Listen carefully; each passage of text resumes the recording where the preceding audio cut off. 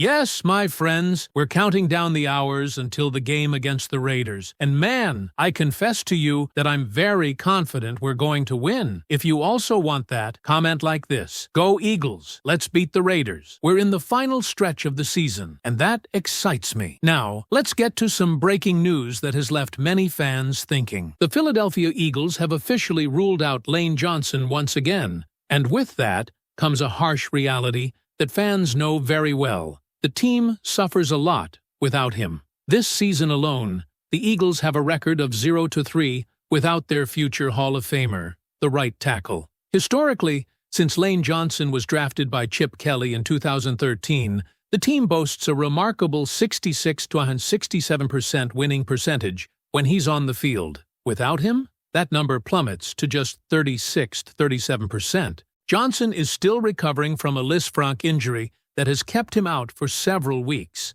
He initially suffered the injury against the Green Bay Packers, attempted to play against the Detroit Lions, but ended up aggravating the problem. Despite optimism that he may return soon, he is not yet ready. The Eagles opted not to place him on the injured list, a decision that reflected the hope for a quicker return. But it's another week without their offensive mainstay. Lane isn't just another name on the roster. He's a game changer. His ability in both pass protection and the run game, his leadership, and the respect he commands across the league make him irreplaceable. He's on a Canton-bound trajectory, and even with the injuries, Lane Johnson reportedly has no plans of retiring soon. That's massive for the future of this franchise. But for now, the immediate concern is how the Eagles will perform against the Raiders in South Philly without him. And while the Raiders have been one of the league's bottom feeders this year, especially offensively, they still boast elite talent on defense,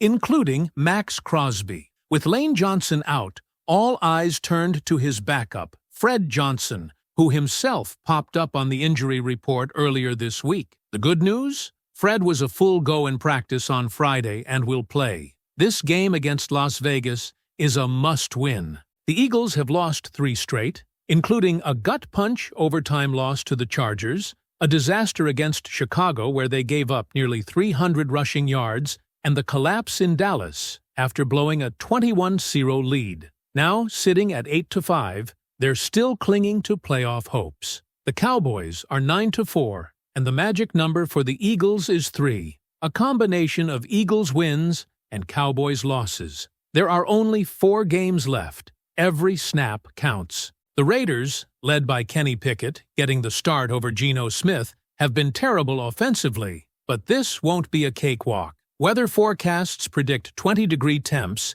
30 wind gusts, and possible snow. Brutal December conditions that could derail any game plan. In games like this, the trenches become even more important. Without Lane Johnson, the margin for error shrinks. 1 or 2 turnovers, a couple of 3-and-outs, and things could spiral fast. But it's not all doom and gloom. Despite the losses and offensive struggles, there were encouraging signs last week. With Nick Sirianni reportedly taking more control over offensive direction, the Eagles showed flashes of the modern, creative, and diverse offense fans have been begging to see. Jalen Hurts turned the ball over 5 times. Yes, 5, but the offense still moved the ball well, piling up nearly 400 yards against one of the NFL's top defenses. There were new wrinkles in the playbook, more RPOs, designed quarterback runs, clever play designs that moved the pocket,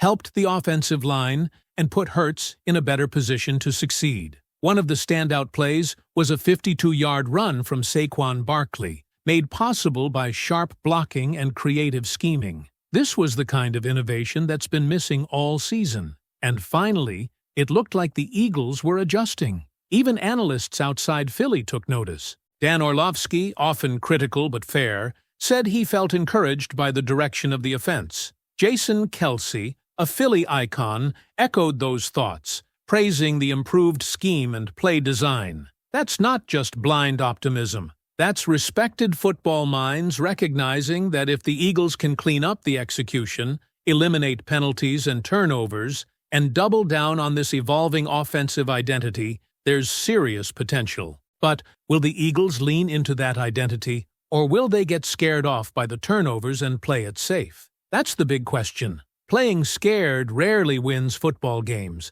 especially in December with the postseason on the line. With a better offensive approach, an improving special teams unit, and a top-5 defense, this team can still make a run. The NFC is wide open. The door is not closed, not even close. Owner Jeffrey Lurie said this week he's not concerned about the offense. Jordan Davis expressed similar confidence. Internally, the team still believes. And maybe, just maybe, this recent adversity could be the spark that pushes them to refocus, rally, and rediscover that killer instinct that led them to the Super Bowl just last season. They've got the pieces. They've got the pedigree. Now it's about putting it all together in the final stretch. Can they do it? Can this team, beaten up, doubted, and facing brutal weather conditions, pull off a must-win and set the tone for a late-season run? What do you think, Eagles fans? Is the offensive turnaround real,